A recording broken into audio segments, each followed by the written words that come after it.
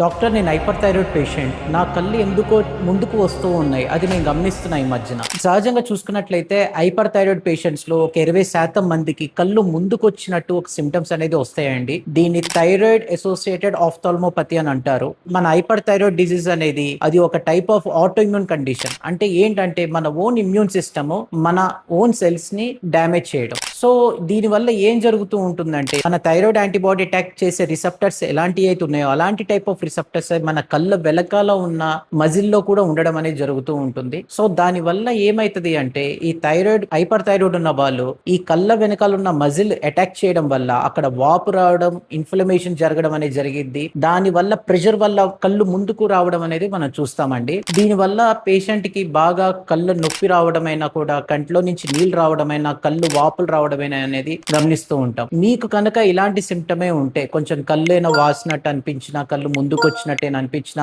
Eyelid అంటే కంటి కిందైన వాపు వచ్చినా కూడా వీటిని మాత్రం కామన్ అని నెగ్లెక్ట్ చేయకండి. ఇది కంటి ప్రాబ్లం కాదు, దీని వెనకాల థైరాయిడ్ ప్రాబ్లం అనేది ఉంటది. ముఖ్యంగా మగవాళ్ళు స్మోకింగ్ ఎక్కువ చేసే వాళ్ళల్లో ఈ కల్టి ప్రాబ్లం అనేది ఎక్కువగా చూస్తాం థైరాయిడ్ ఉన్న పేషెంట్స్ లో. అందుకే స్మోకింగ్ అనేది ఎట్టి పరిస్థితుల్లో స్టాప్ చేయాలని చెప్తాము. సో మీకు ఇలాంటి ప్రాబ్లమే ఉంటే మీరు దయచేసి ఎండోక్రైనాలజిస్ట్ ని కలవండి. Thank you.